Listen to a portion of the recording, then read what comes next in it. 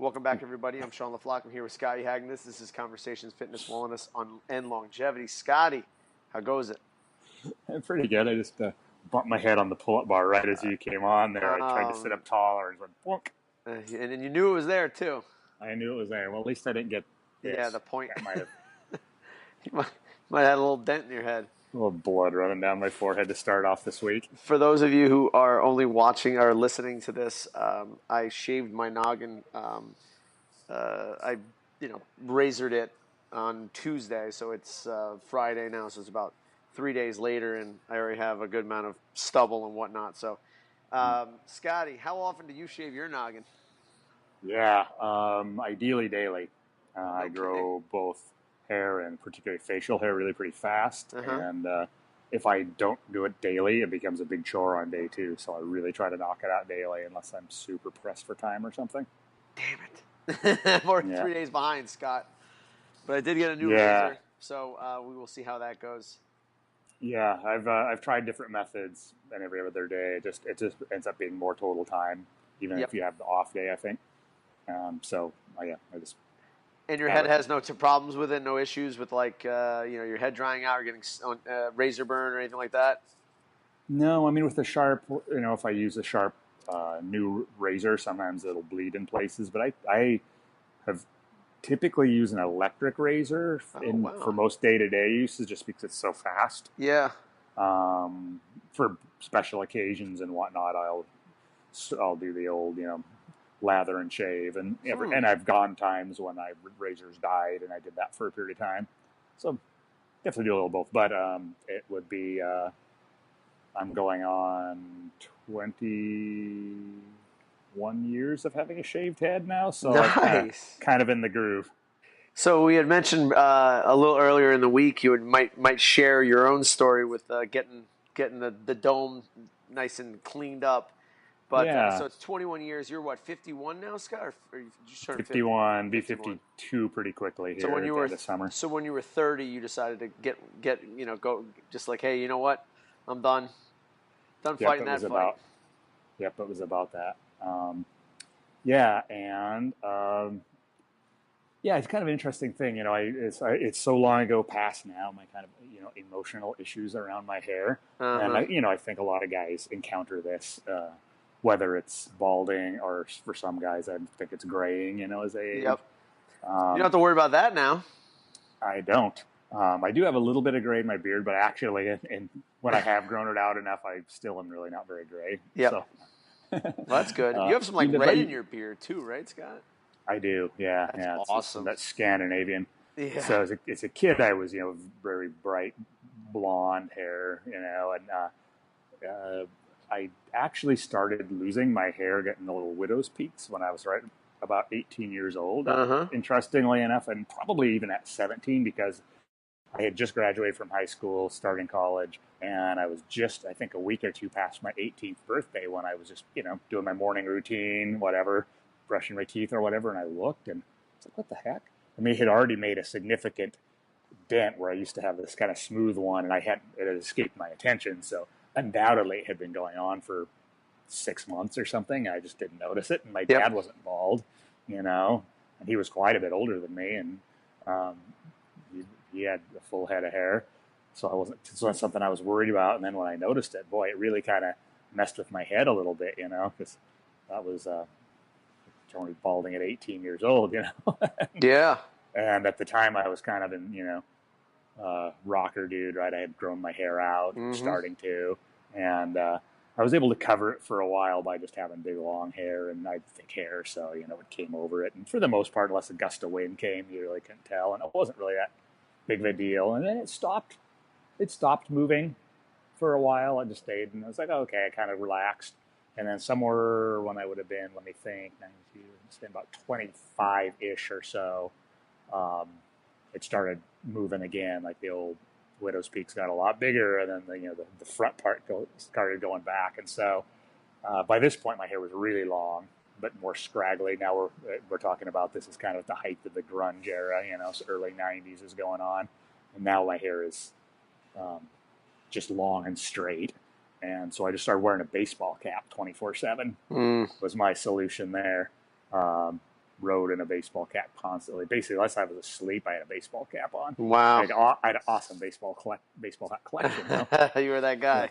I had like all my favorite teams, and then even teams I liked a little bit, you know, Uh-huh. and then a bunch of bike specific ones. It's this huge collection of hats, but yeah. And then it wasn't until hair's longer, and I was really tired of dealing with it. It was a pain riding. I had such a long. I literally wrapped my ponytail up in my hats, you know, and I just really got tired of it. I was like, just going all the way. So I went from hair that I could sit on, like I could tuck it in my waistband, it was that long, to shaved head overnight. Whoa. Got some buddies together on a Saturday night. We lined up a few shots, took a few shots, had black hair. Like I remember any little motion, like just turning my head like this much, still room. I could feel the air movement of the air on my scalp. Like you could actually feel, like these things we don't feel the air if you do that, but for a little while, I totally did on my head. And yeah, and then I didn't know that I wasn't ever going to grow it back, but I never really did. And somewhere shortly after that, I just quit stressing on the fact that I was going bald. I was like, oh, okay, it is what it is. I mean, other guys are starting to by this point, at least. You know, I wasn't like the only guy at 18, because now I'm in my 30s. And it's really handy for working out and riding and taken care of outside of having to shave, you know. But I think that's lesser than having to go to the barber or get it styled or, you know, buy shampoo and all the stuff that, you know, you have to do. So yeah, someone actually made a comment the other day. They go, "You look a lot less tired." Oh, interesting. Yeah, like, you know, your hair is disheveled. Yeah, that's true. Yeah, you never wake up with bedhead, right? Yeah, there you go. Yeah. You were gonna say, Scott? Yeah, and these days, I was just gonna say, I mean, you know, if somebody could wave a wand and give me a beautiful full head of hair, I'd say, nah, well, I'm good. Yeah. I wouldn't even. It'd just be more I'd have to shave off. I know, right? I really wouldn't want to grow it out. So.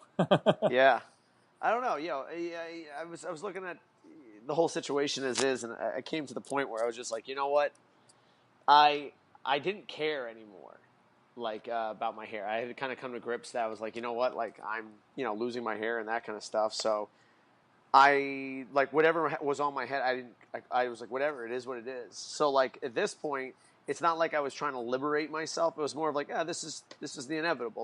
I'm just going to go ahead and do it now. Mm-hmm. You know, so people, you know, and it's interesting because you had said like, hey, does it feel a lot more free and stuff like that? I guess my hair was fairly short as is. Mm-hmm. Yeah. When you go from a mop having a ponytail to your butt, and then all of a sudden that's different.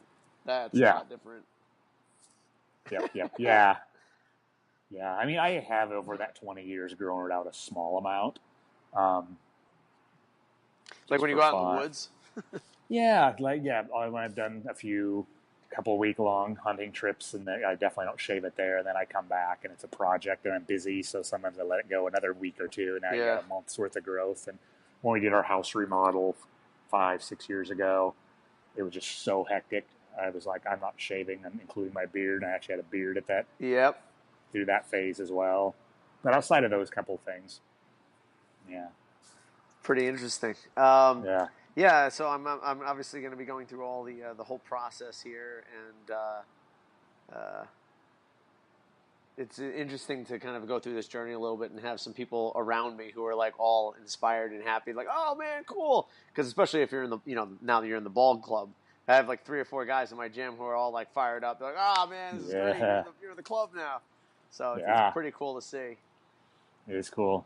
And you know, as far as a profession, we have like an ideal profession. Oh yeah, it's perfect. Not that you could, you know, you can certainly be a lawyer or whatever and have a shaved head, no problem. But it's just, it fits so naturally in our environment of what we do. Yeah, you know, it's when. You know, one of the reasons why you know, growing facial hair obviously is also another thing within most professions where it's like, you know, you really don't want to, you know, have aggressive looking hair when you're, you know, trying to do clients and all that kind of stuff. So, you know, again, what we have is a lot better off, I think, in terms of what we're doing. Yeah. Bonk number 2 there. Yeah, exactly. Scott, be careful, man. Should go grab my helmet. So speaking of throwbacks, we got the CrossFit Games coming up, and they've announced one of the events I'd like to talk to you about, and that's the CrossFit Total. They're bringing it back. Oh, man. Wow. Throwback to 07. I know, exactly. I have it pulled up right now, the highlights. I just saw James Fitzgerald. It looked like he was squatting like 315 maybe. And now I have Gary Marshall squatting, I think, like somewhere in the mid threes or something like that. And some of the ladies squatting looks like about 155. Josh Everett with a solid low bar back squat of what looked like about 355, 365. So the event that I'm alluding to or talking about is actually the, I think, third event of the day for the individuals. The first event is going to be some kind of combination of a bike ride, and I think during it, I think they're going to be doing the 30 muscle ups. Like, I think they're going to show up, do like a 10K bike, and then 30 muscle ups and a 10K bike, or go right in from a time trial on the bike to doing the 30 muscle ups. So the third event of the day is going to be a CrossFit Total, where they're going to have 4 minutes to build to a max back squat, right into 4 minutes to build to a max press, right into 4 minutes to build to a max deadlift. A speed version of it. Yep. You know, they have to CrossFit it up, you know what I mean?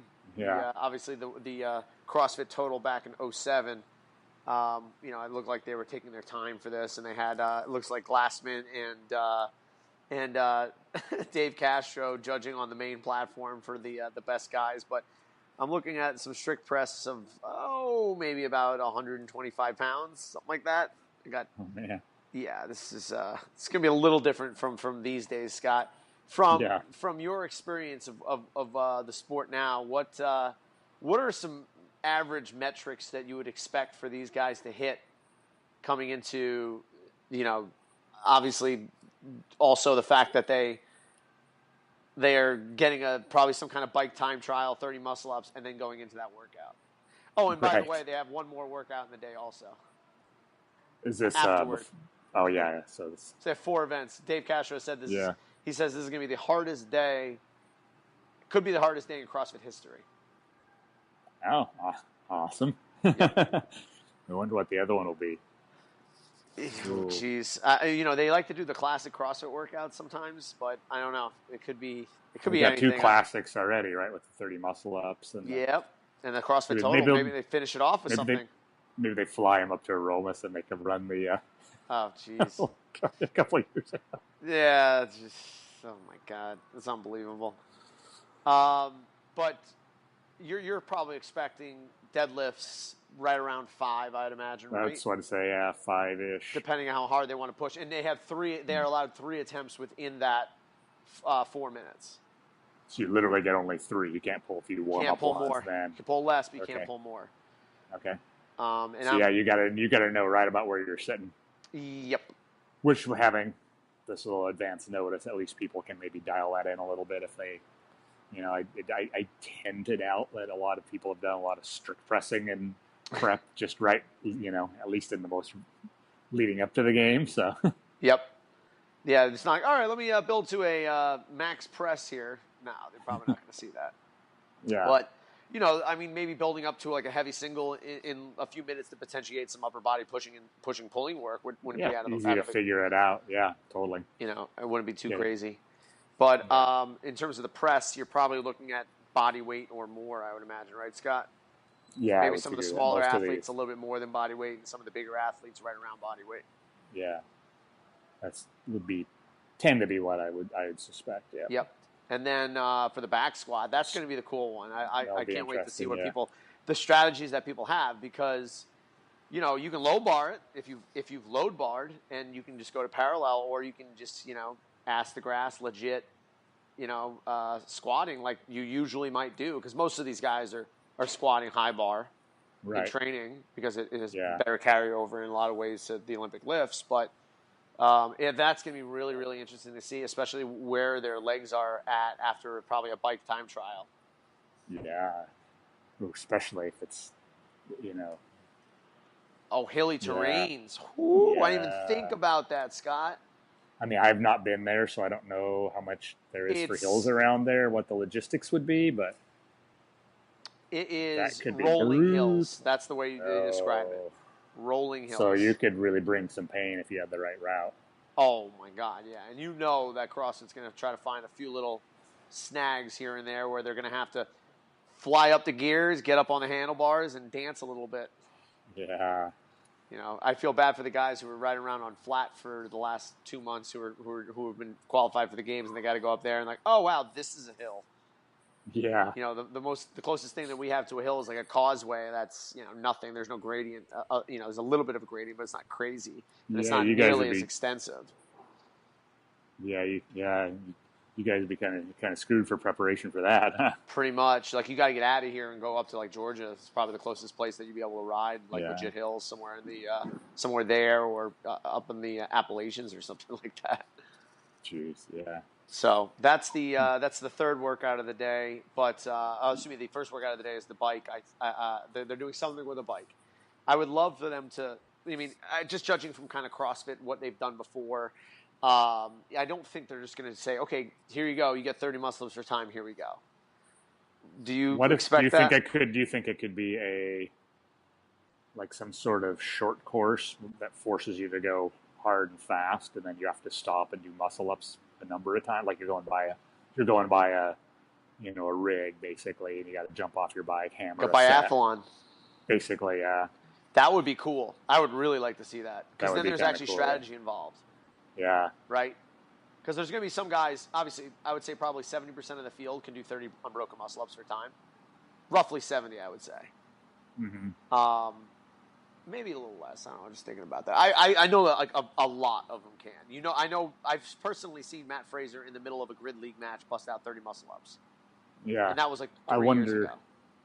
it could be like an AMRAP scenario where you have a short track, 30, basically complete the track, 30 muscle ups, AMRAP in, where they know that the best people will probably get both laps of the course and then be somewhere in the muscle ups on the second round when the time runs out. That would be pretty interesting. Yeah, I would love to have them integrate. I mean, I don't think they're gonna just give 30 muscle ups because I think it's too vanilla for CrossFit. But I would love to have them integrate it where it becomes a strategy piece, whether you're having to be fatigued going into it or you have to manage fatigue coming out of it. You know what I mean? Right. Yeah. So, like, you know, doing 30 muscle ups, I mean, that's high powered work, and then getting back on the bike and having to start hammering again would be pretty cool. What about H30? But each time you break, you have to ride the course, and you have to ride the course coming into it. So you come in with a little bit of full push fatigue. If you can knock all 30 out, awesome. If not, back on the bike. Yeah. I mean, they've done like a Run Biathlon. Remember that back in the day? It was, I think, it was with muscle ups, and they had that big. It was the big loop over the soccer stadium thing. Wasn't that right? Yes, muscle up biathlon was. I'm pulling it up right now. I think it was.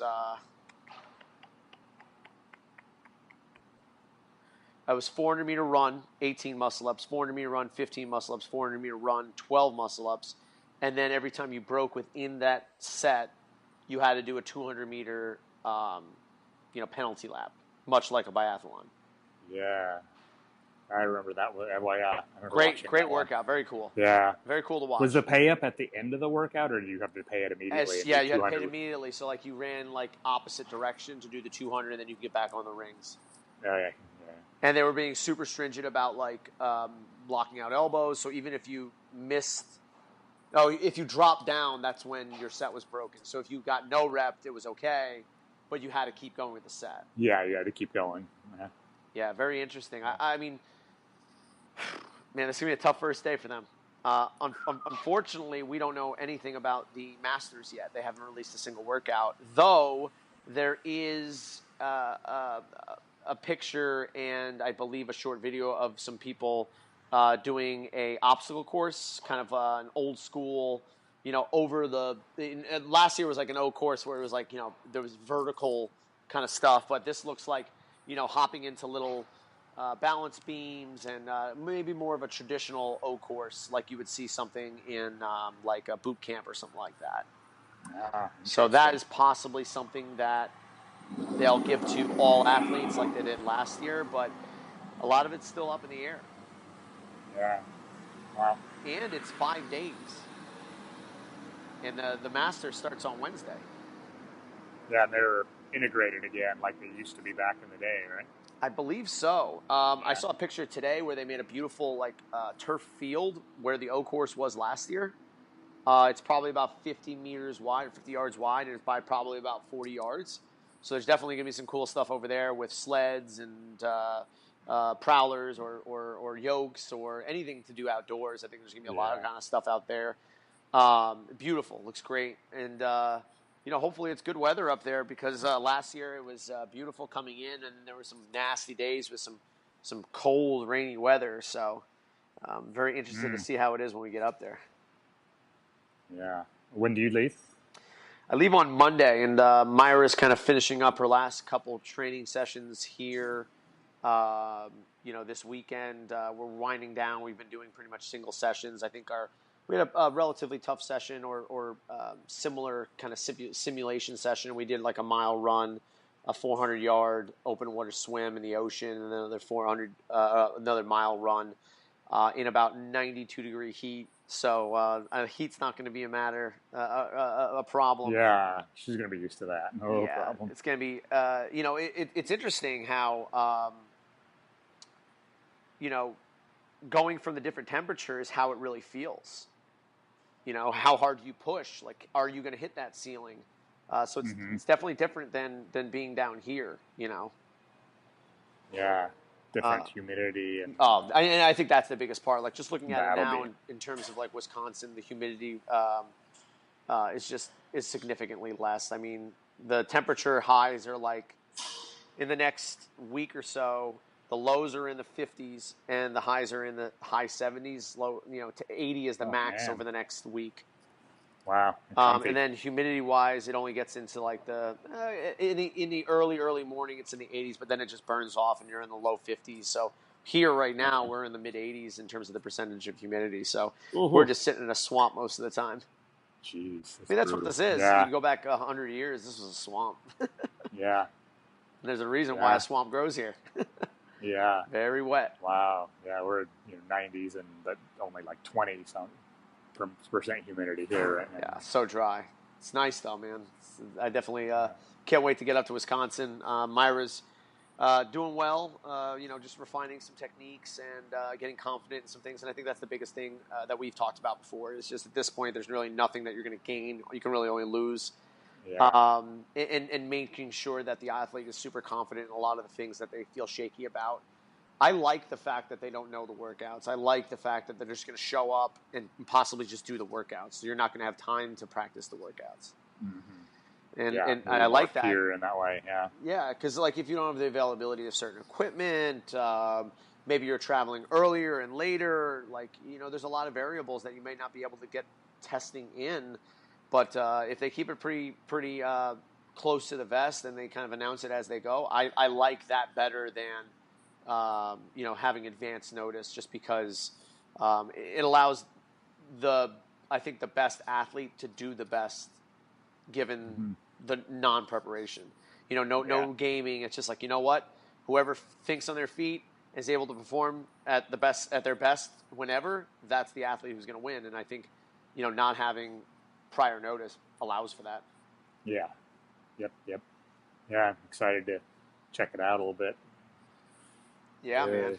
Yeah. Hopefully it's. Love to go if I had a bunch of spare time. Yeah, to watch. I've been for a few years. Yep. How's the riding going right now, Scott? Have you started to brainstorm of what you actually want to do for your last tricks? Oh yeah, I mean I had an idea I had settled on, though it's still the setup position is still proving elusive. So I stumbled on another really good idea this week that stems off of something else I've done, and then had a few ideas just earlier today when I was out. So got some stuff coming together. I'll settle on what it'll be here over the next couple of weeks for sure. Now, obviously, your priority is probably riding the bike there, Scott. However, do you still do some training to keep everything sharp, or maybe even use the training to kind of, tailor the training to maybe complete some of the more difficult portions of the movement, or strengthen up some difficult portions of these tricks?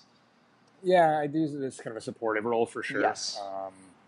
It's I do it partly. It's a little bit of heavy lifting, just enough to kind of stimulate some anabolism that will hopefully help me recover faster, actually, and then also maintain my strength. And also, I find it keeps my nervous system a little sharper. Yep. If I can stimulate it either with some jumps, throws, or heavy lifts. Also, I have the planche work in there because I still haven't perfected that trick, the planche on the bike, quite the way I wanted. Yep.